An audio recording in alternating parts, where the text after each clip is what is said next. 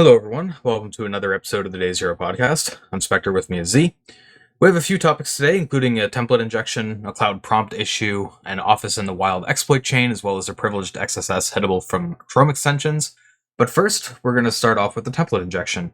So this was coming out of Synactive, and they found a vulnerability in the template engine of the Magento CMS, which is pretty popular for e-commerce. Synactive has another previous post that talks about Magento a little bit more, which I'm going to skip over here for the most part. Most of it isn't super relevant for this post anyway. What's important here, though, is that there's multiple ways to get input through the template engine, including a cart checkout form as well as the wish list sharing functionality. So they talk about the fact that this was exploited before, but they had went a different route. Before it was through the cart checkout, this was through the wish list. So it has this page to allow sharing your wish list to a list of emails along with a message. And to build that message, it'll leverage the templating engine to insert the message as well as the customer name, store name, etc. And this template engine consists of directives, which are basically just like an action and arguments closed in curly braces that wrap around some text. And you have directive processors, which will take those directives to parse them. All of this happens through this filter function, which will just do a loop iterating through the directive processors and do a preg match on them, where it'll call the process callback for that directive processor and do a string replace. Fairly intuitive what it's doing there. Though it also supports after filter callbacks, which, as you can guess from the name, are functions that are called on the value after the directives are processed. So getting to the wish list, they have like the email template, which contains a header template, paragraph, all that stuff. And it'll go through it. I guess something I should have mentioned is that it will also recursively go through and process these directives. So the problem is there's also these things called legacy directives, which is basically the last parser that'll parse anything that's left over, including var directives.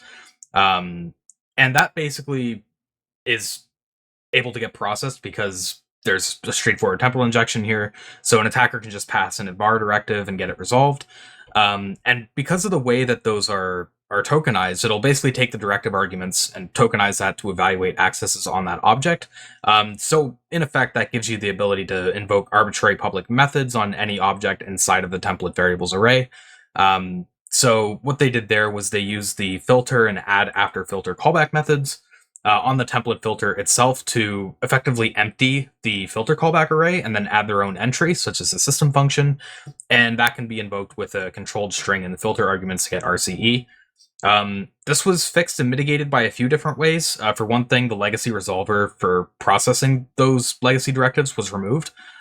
So the ability to invoke arbitrary methods doesn't really exist anymore.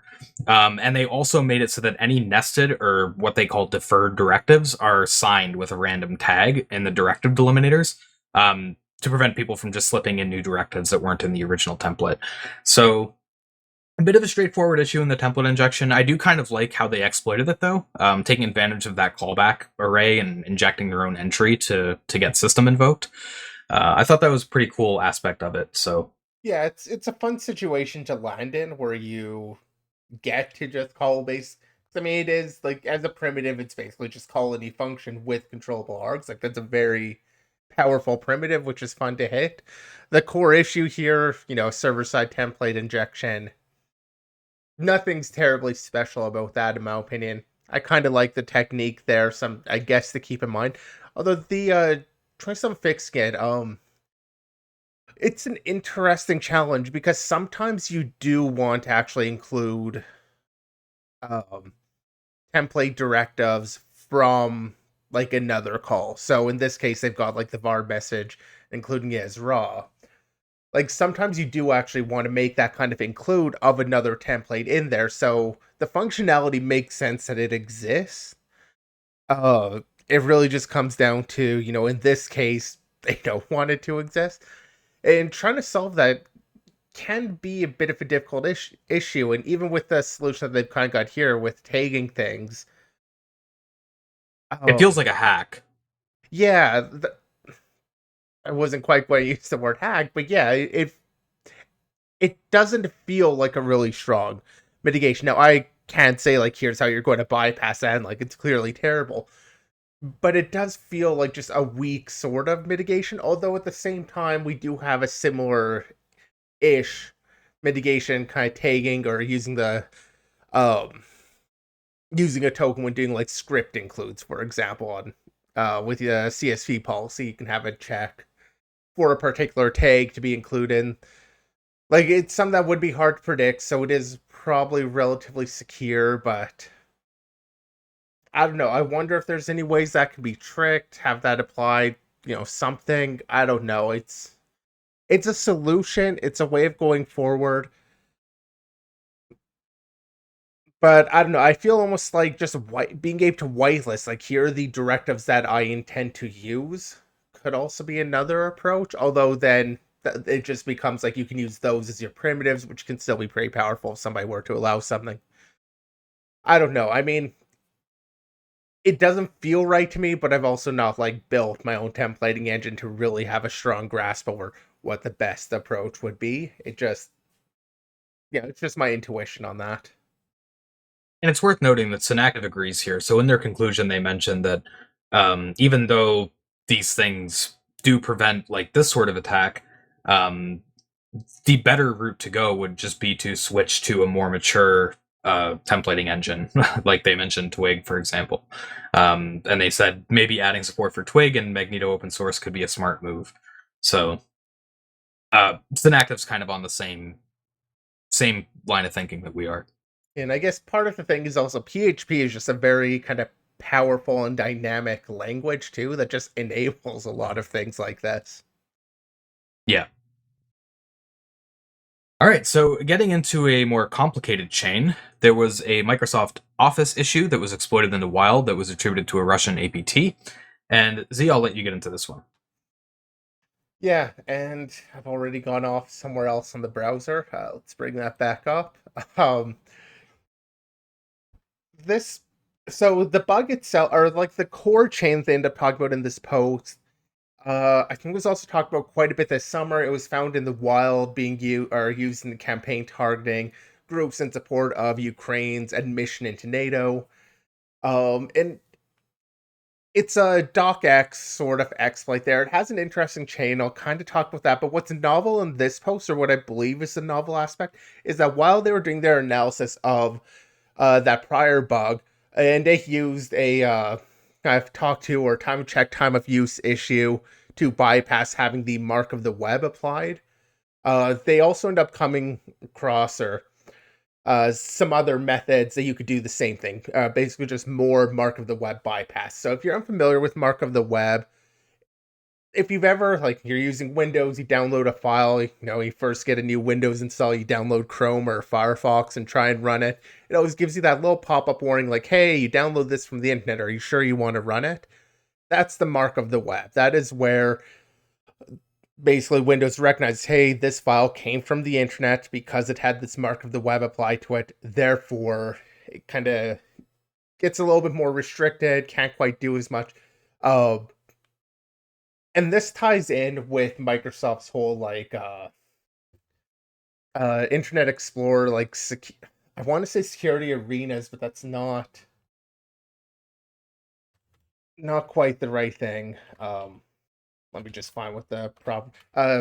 Security zones. That's the better term. The security zones were like files originating on your computer have one level privilege, and like local intranet. I forget what zone 2 is, and then zone 3 is like comes from the internet. And then there's like another zone for restricted websites. So in theory, you download a file, your browser should apply the mark of the web, and then in the case we're talking about here, it looks in what happens when you take a zip file and you extract a file from there. That file should then also get the mark of the web applied. And the like built-in Microsoft component for dealing with compressed files does or should do just that. The zip fldr.dll that has an API for extracting files from the zip, and it will extract the file and then write the mark of the web on it. And then is where you start having some issues. The first technique, and the one that seemed to be used by the In the Wild attack, was that like I mentioned, it came through a docx. There's a whole complex process for that, but ultimately it would end up getting search being done on a zip file, and so Windows search would extract files from the zip to actually search on them. And in extracting a file, they would first make sure that that zip is coming from a remote location, so like Samba share or SMB. Um, have it come from that remote location, so it's reading a remote zip file as if it's a local file. Reads the remote file, reads the header from it, and the way that the mark of the web would get applied is, or all of the extractions really would happen, is that it would read the header of the zip file first, and that's going to contain like the file names and their index inside of the zip file to actually pull them out. And then there's another API that you provided the index of the file you want to extract. So if you were to swap out the zip file basically on the remote server, after it's read the header, but before it actually makes the call to extract and start reading inside of the zip file, you can basically just replace all these files with files of different names. And then when it goes to apply mark of the web, it's going to look at the cached header and be like, okay, this file, it had this file name, and tries to write the mark of the web to it. Fails because that file name doesn't exist because it extracted as another file, which I think is just kind of a really, I use this term a lot, but just a fun attack to swap out, to swap the header. Well, I guess you're swapping the body of the file with something completely different and I getting mean, just when you're go ahead. sorry, when you're dealing with files, this TOCTOU issues are just so hard to avoid. They're so hard to deal with. So it's not super surprising to see an issue coming out of that in this scenario. Yeah, and we've actually seen I recall there was a very similar issue in terms of handling of zip files on the Mac OS version of this. Its name is escaped me right now, but I remember us talking about like a very similar issue. Well, not the header aspect, but just in terms of applying the Mac version of Mark of the Web to extracted files from a zip, and that being an issue when we were talking about a Mac OS bug. So it is just tricky to do, and especially with Windows trying to support all these different ways of accessing, especially remote files like this. And I should also mention why we're covering this on the bounty episode. Um, in large part, like they did get a bounty. They found these different techniques for bypassing Mark of the Web and did get bounties from Microsoft for that. They don't mention how much any of the bounties were, just that they went through Microsoft's whole program for that. I'd kind of be curious what the payout was, but I didn't take a look at that. But this is, you have these TOCTOUs in general when it comes to just dealing with files. Maybe not this exact type, but this is just kind of indicative of like a classic desktop issue also, where it kind of just expects nothing else to be running on the machine at the same time. So anyway, jumping back on this, basically by swapping the zip and changing the file names out, it wouldn't be able to write the mark of the web onto it because the extraction happened through the index versus knowing what the file name was. I find it really weird, like the API choice there, that they wouldn't be able to provide the file name that it should extract to or something, but that it would just interpret that either out of the index or something. Like just as an API, that feels like a poor choice in terms of how you want to do that, in terms of having things kind of be consistent. Of course, creates this sort of TOCTOU situation. But it just, I mean, in one sense, it makes sense. You're dealing with the zip file, you want to extract this file, it's at this index, just deal with it. On the other hand, like most people, when you think about extracting a file, you're thinking about the file with a particular unique name. And so using the index kind of allows for this swap, whereas if they use the name as an identifier, which is probably going to be less performant, but could avoid these sorts of issues. So, and I don't know if it's as much a performance thing as just like falling in line with the format, like the zip format. I think that's all it is. I could imagine performance being there just because if you had to iterate over the entire list, because it's not like it's sorted, iterate over the entire string list of files every time you want to extract a single file, like that could be a lot of files. That's true. I hadn't really thought of that. It would add up, like the more files you had in the archive and whatnot. Yeah. Yeah, so like indexing it kind of makes sense on that front, but at least like some sanity check or something. Maybe that's just not their responsibility and they should have like given. I'm not sure if it returns like a file pointer that you can then stat and get the file name like validate or something. I don't know, just the API feels a little bit weird to me. Anyway, like I said, they did mention, or they did find multiple mark of the web bypasses. First one I think is the most fun because it just doesn't validate what file name it extracted, so it can't apply it. The last two are a little bit more, or create more of a race condition situation because they basically just delay operations on the server side because the mark of the web is only applied after it finishes writing the extracted file and then it applies the mark of the web. So you have this little window, uh, even assuming everything goes fine, you have this little window where it's writing the file and it hasn't applied the mark of the web yet. So if they delay the close operation that comes through on the remote SMB server, close, and they just basically wait and sleep it for a while, they can trigger something else to run that file or do something else there. And then the third technique that they had is basically on the read operation. As it's reading the file, if you keep appending data into it or just have a very large file, you have a longer window to access that file, assuming um, the file is still usable, like the content that's written in there. So if you have garbage after it, it can still be fairly usable. So those were the three techniques that they had there.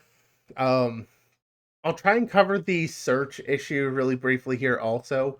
This was the actual attack that they used to kind of trigger this. And I am going to skip over some details here. There's this nice first stage flow chart you've got here, or at least on screen. With a If lot of you're, stuff on it. yeah, it definitely has a bit of an involved process here, and that's because there are a few challenges just with how they're exploiting this. But starts off with a docx file, your Office, XML file or zip with XML inside or with some XML inside of it. Inside of that, they end up using a AF chunk, which is basically just a way or alternate data chunk, basically just a way of saying, hey, I've got this other file. I want to include it into this document at this place. So you define like here's where it's going, and then there's a separate file. You say like here's where the other file is or whatever. And so they use that to load in rich text format, which gives them access to object linking and embedding objects or OLE objects. And that's another way of embedding another file. I'm not sure, like, I thought Office documents will have supported OLE also, so I'm not sure exactly why they went the rich text format or RTF format first, but I'm sure there's a reason for that. It's just a little bit uh, beyond my knowledge, but anyway, so they use the two OLE objects basically start up two other pages. One of which being the start XML, and the other one is basically just to cause a request coming out to the remote SMB server, and that request is going to include NTLM credentials. And so they're able to leak the user's username, computer name, stuff like that, which is then needed to kind of know the paths for them to create a search file, which is kind of where the core issue is. Core vulnerability, at least for that RC, is the search file. Search files will extract a, or can be written in such a way that they'll search into a zip folder and extract files from it, leading to the mark of the web bypass. So they get like these got MHT file. I think they were also, oh yeah, CHM or compiled HTML file. Extracting those, and basically without the mark of the web, when you open up like the HTML file or CHM, uh, that file would be able to run like ActiveX and just had a very easy way of getting remote code execution. So that's kind of the super high level aspect, is just searching can extract zip files plus mark of the web bypass. Use kind of the fact that you've got multiple things open here, you've got some iframes in there, um, able to trigger different loads. You're able to get those files to be opened up, ultimately downloading VB script and running from there. They go into a lot of details, and there are several other posts that go into detail about that issue. So if it is of interest to you on how they're actually doing like that office type attack. Maybe for red teaming purposes, you can kind of take a look there. But most interesting part in my mind was just looking at those mark of the web bypasses, which is just kind of it's a fun issue where TOCTOU. I basically say it's a fun issue anytime we're seeing time of check, time of use, or a lot of race conditions in general. It's just a fun situation to be in. Feels a little bit silly that they wouldn't apply the mark of the web first, especially because this is in the alternate data stream that this gets applied. An alternate data stream is like it's an NTFS specific feature that lets you like write to a file but not have it be part of the file content. A little bit weird if you've never heard of it before, but effectively you can just attach data to a file that way.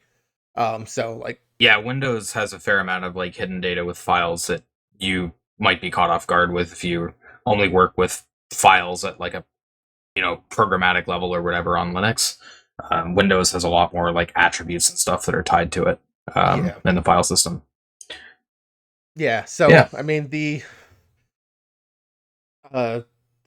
like that feels like a better solution when you're writing the file to write it first rather than last, then you avoid the whole time of like it's never usable without having the tag, but for whatever reason they go the other route, which perhaps there is a reason on that I'm just unfamiliar with, but it stands out to me as just being the wrong order.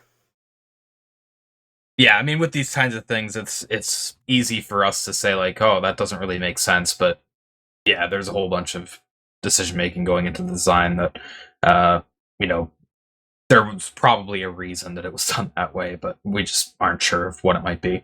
Yeah, I mean, Um, like in terms of writing the code and on the developer side, that is kind of a common thing where at first the only thing that it needs to do is extract the file, so that code's written. Oh, we also need to apply mark to the web, so you just go in and add that after it's done extracting. Like that is a very natural place to just add that in. So I don't necessarily think it's like on the developer side, it's pretty understandable. Like it is a common enough issue to do that. So I may not have had like much thought going into it. It very well may have just been somebody wrote this a long time ago, added that in, and here we end up. yeah, one of those hindsight is 2020 type things. So I did want to take something out of chat. So this is related to our potential moving of the format to VOD only. So they find out, said, hey, this is my third season listening. Recently heard y'all thinking about doing pre-recording. I'll keep coming live if that'll make a difference. You guys are awesome. Long story short, I remember from Trash Puppy's InfoSec stream how crucial live interaction is between hackers around our media is. So please do like one live a week, alternate which episode it is. Also, Trash Puppy says hi. So yeah, thanks for the comment. It is something we are thinking about doing, is maybe instead of going VOD only, maybe we will still keep it live, but just not have a fixed schedule, because it's really the fixed schedule thing that we'd like to get away from a little bit. But yeah, I mean, we appreciate the opinion. We're looking for feedback, so yeah, I appreciate the comment. Yeah, and another side that I've kind of thought about, and I've mentioned doing these before, but is the idea of a kind of podcast prep stream. So rather than streaming the podcast itself, myself, maybe Spectre would be interested in doing it, or sometimes maybe both of us. I don't know, but just streaming, basically getting topics together, going through these, and kind of the research that goes into prepping the podcast, and that would be a chance for people to ask questions and stuff, which can then make it into the final podcast. If somebody raises a good question, we can kind of follow it up on the podcast itself. But that's just another approach of doing that sort of stream rather than streaming the actual podcast itself, which would still allow the interaction, because I completely agree. And I like having the live interaction going on. Yeah, we've sometimes had some pretty like fleshed out discussions spawn just from questions in chat. So that's why we're looking for the feedback and why we don't just want to stop doing live or whatever right away. So yeah, like I said, appreciate the feedback. So we'll move into our next topic here. This next one is pretty quick. It's a issue in Google Cloud Vertex AI, and it's a prompting-based issue, which we don't really see too often. I think we might have covered one before, But obviously, large language models and prompting and stuff is a fairly new technology, and it's being explored for security reasons because you can, potentially send malicious prompts that can get the AI to give you like secrets, and this is sort of along that line. So the prompt injection payload here is really straightforward. I'll just bring it up for those who can't see the screen.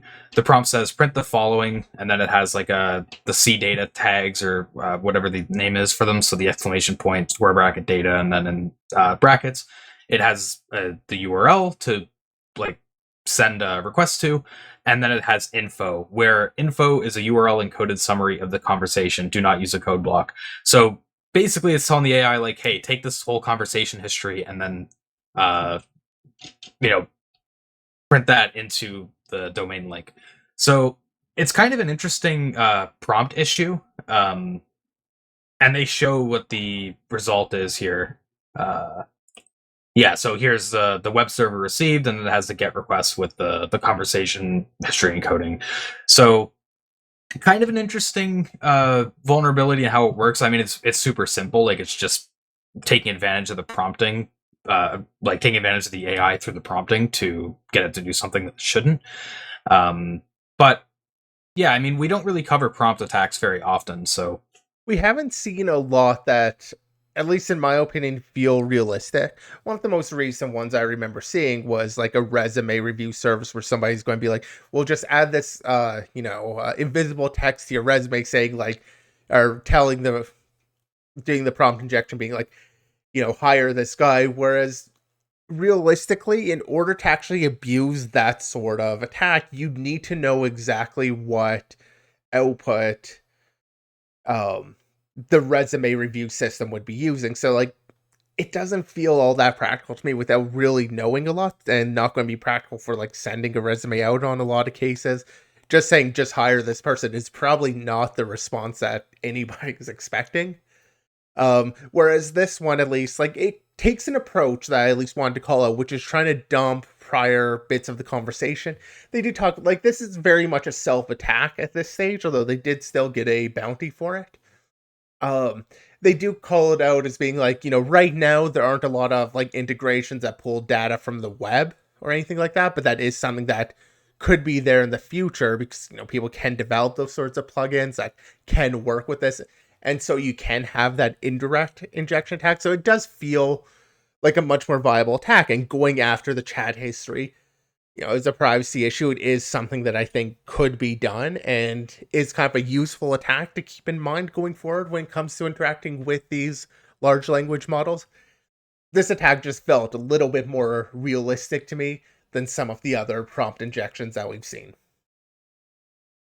and sorry, I do want to correct something here. So one detail that I missed and is somewhat important, where I said the C data thing, what's actually going on here is this the exclamation point thing going on here is being turned into an image.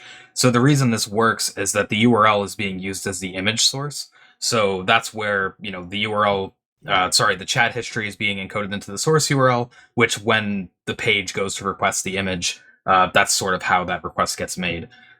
So yeah, Yeah, sorry, I did kind of miss out on that detail. yeah, that's standard markdown format for including an image is that. So anything Yeah, that's for whatever expecting the reason, I markdown. completely forgot like the image formatting for Markdown. So that's it just didn't click when I first covered it.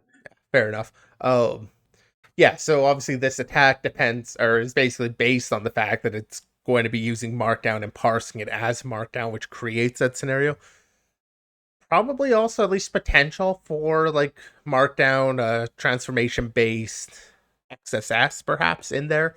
Um, I'm hoping Google's using a pretty because Markdown isn't all that complex.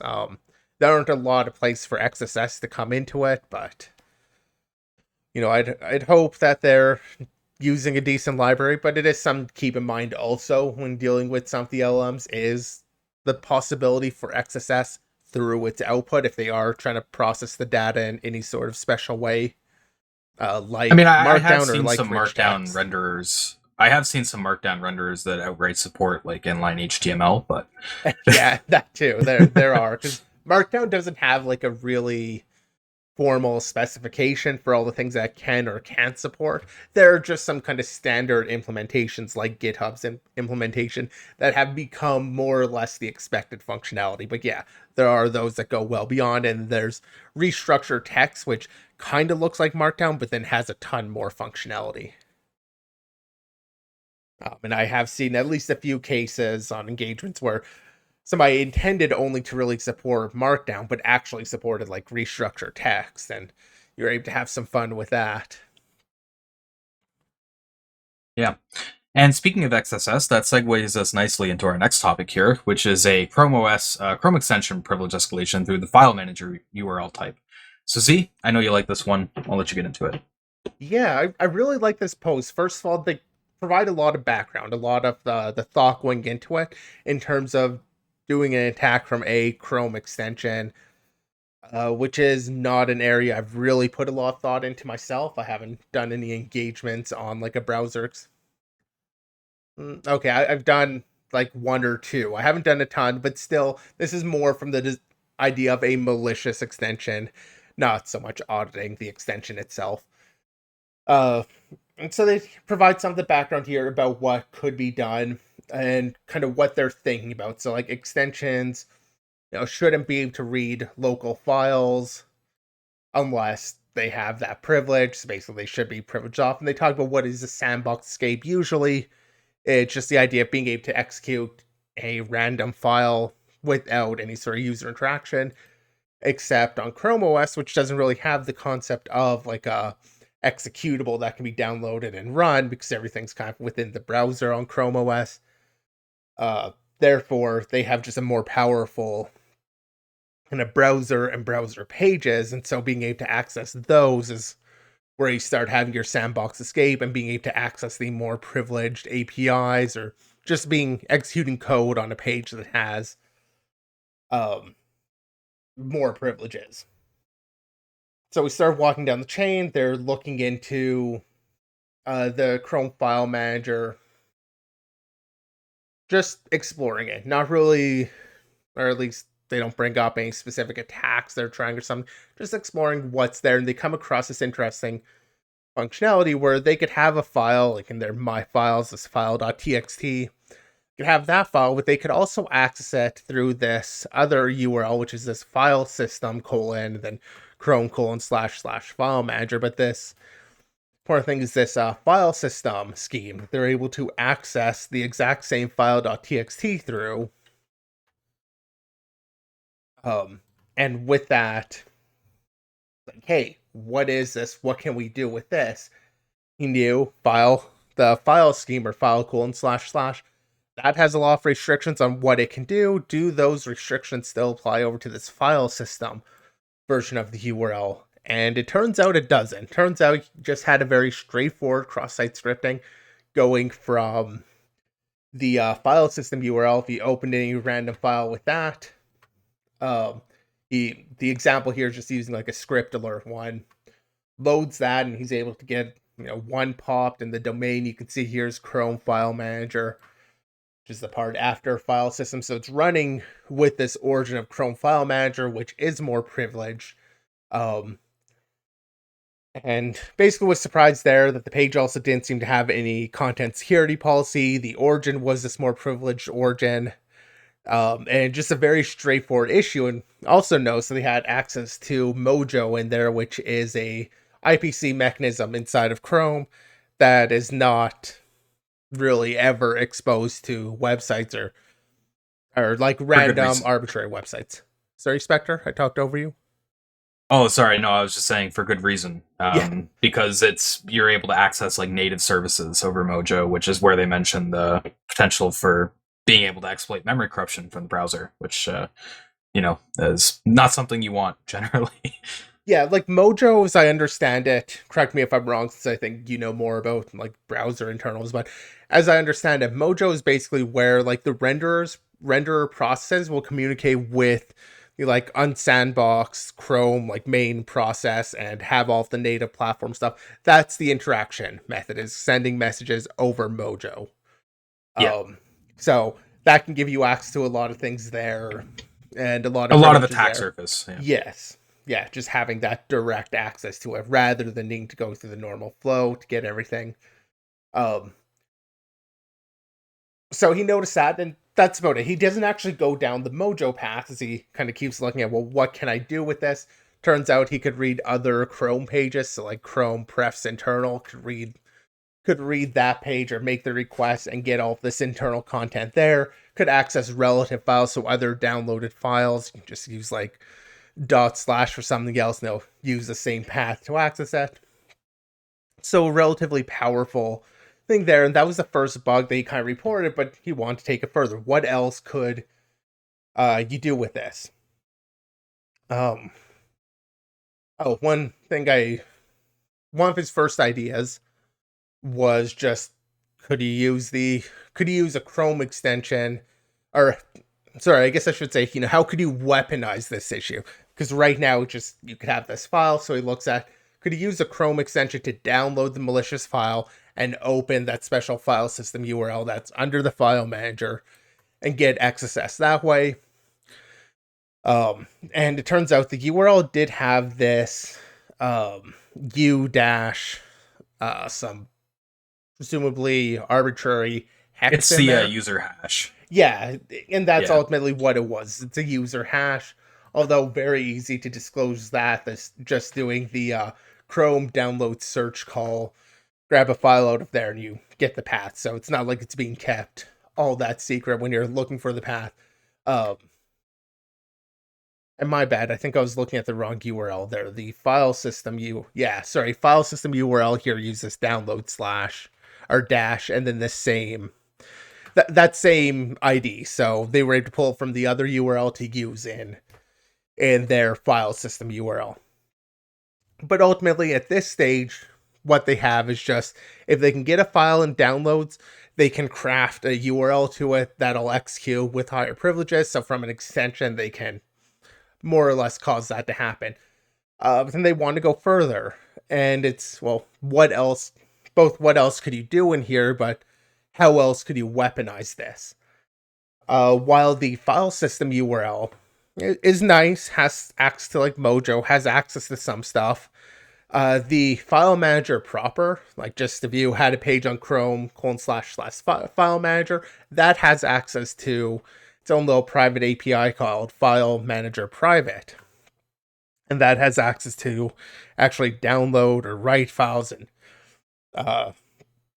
do a bunch of other stuff. Is just generally more privileged. And this is where I think the coolest technique comes out.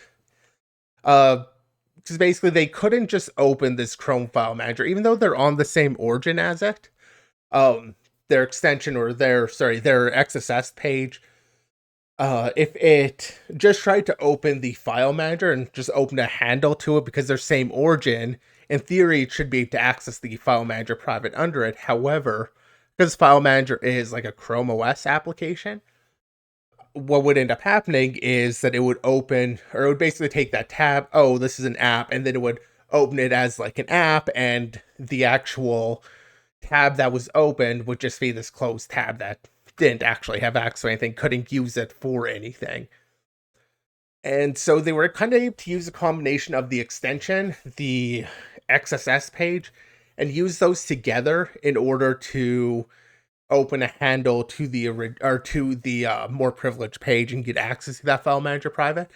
And the way they went about this was, first, when they'd get that XSS running, they would just use window open, but instead of opening the actual target Chrome file manager page, they would open this JavaScript 0 page, which would basically just create an uninitialized renderer. It's JavaScript 0. It's doing nothing, has nothing to display, has displayed nothing.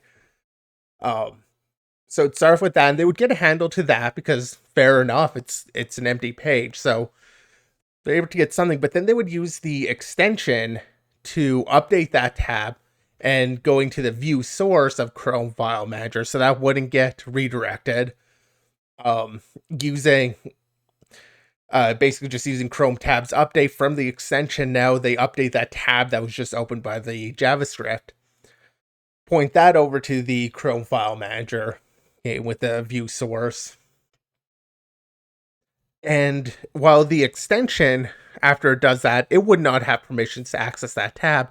However, their XSS running on that file manager origin would. So they basically took that form window with the useless window open, used the extension to change where it went, pointed it into the proper file manager. Now, since they're on the same origin, they're able to access through that XSS page the file manager private API, which, as I mentioned before, it gives access to like reading and writing downloaded files.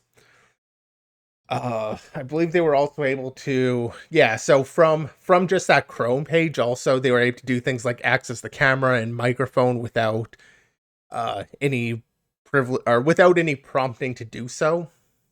And Like it's no just, permission authorization from the user.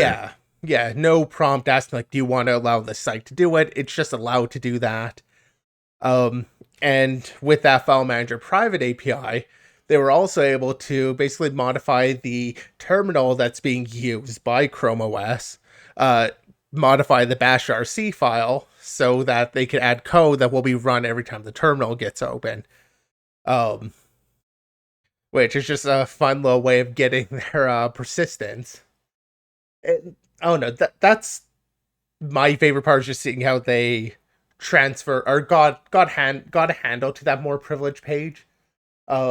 They did take it not necessarily further, but they did have a sister bug, which was just going for the basically another kind of URL that could be used, the Chrome extension page. So if you use the file system Chrome extension, you could use the extension ID and access files that way, which again kind of provided another somewhat privileged page with XSS, although it only had read-only access to files, because it was running on a Chrome resource instead of the file manager. Had access to a basically slightly different primitives, but the core bug is kind of the same thing, just having these files that could be accessed through multiple URLs.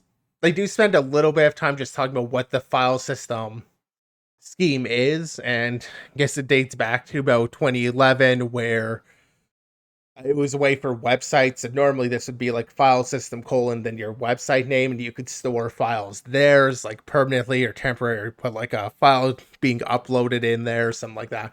Had a sort of file system like organization, similar if you've worked with a blob or with blob files in the browser today.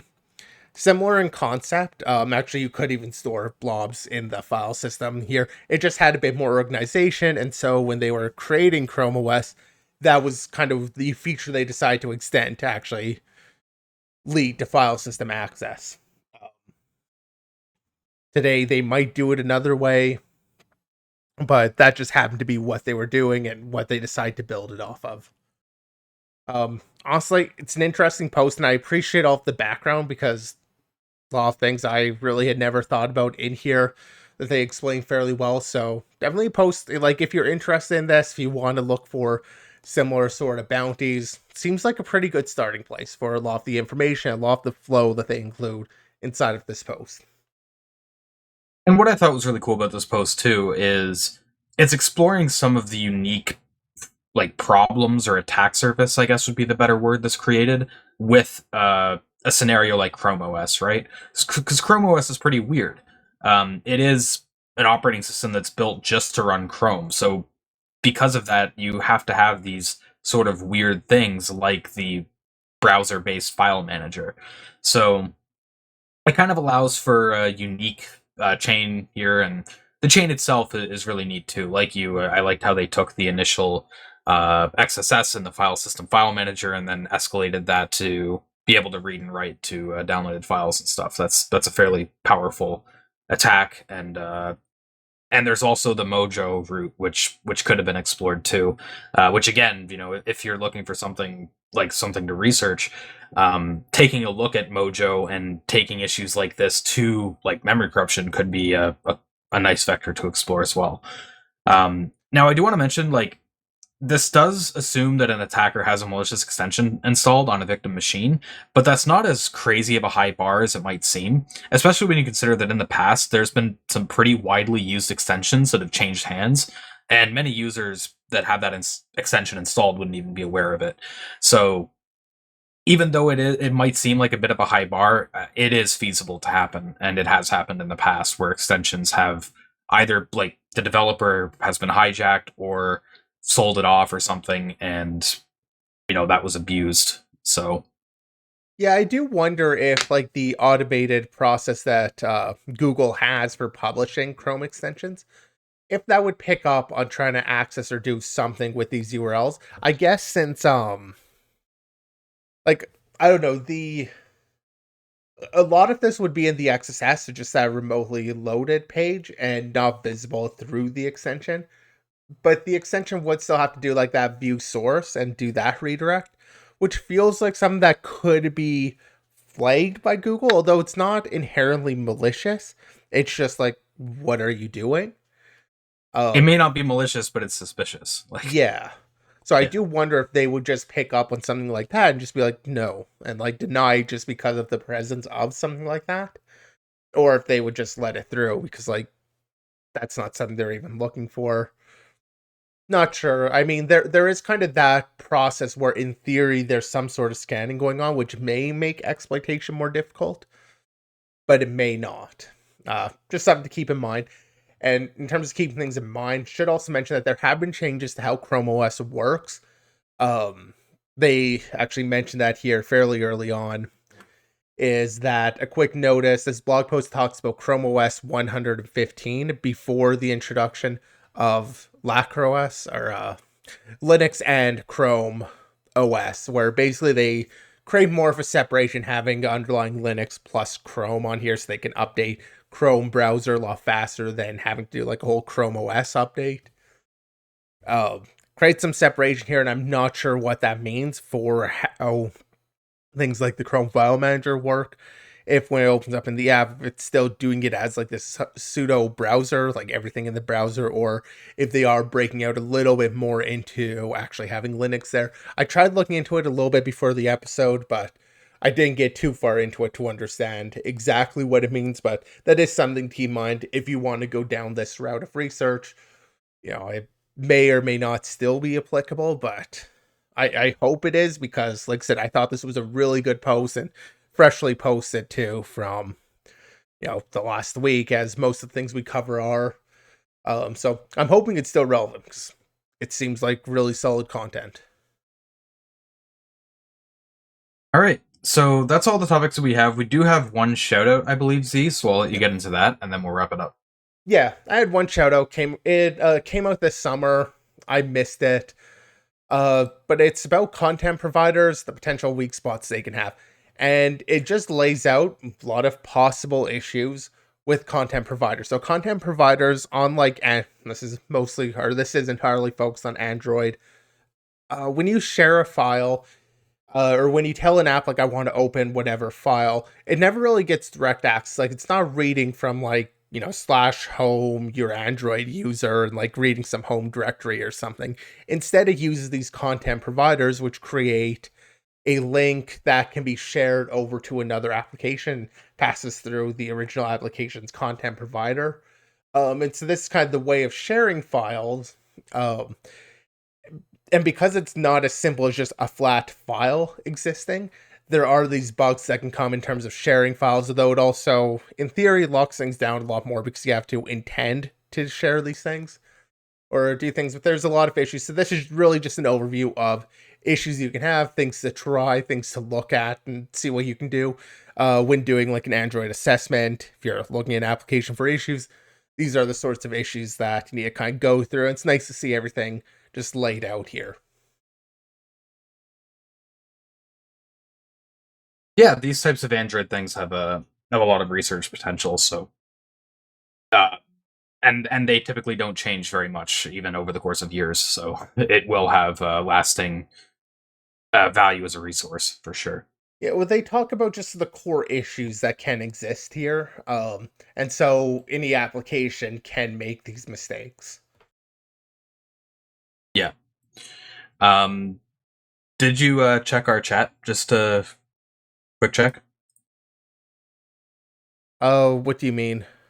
Oh, in our Mumble. Sorry. I just sent a message there. It was relevant before we end off the stream.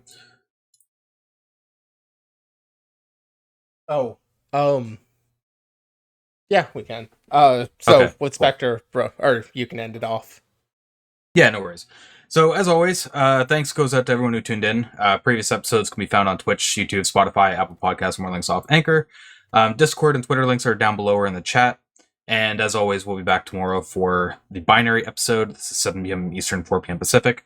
Before we end off, though, we are going to raid you guys over to Trash Puppy. So be sure to check them out. They were mentioned earlier in chat, and they're streaming some research. So yeah, we'll send you over there. And thanks for tuning in.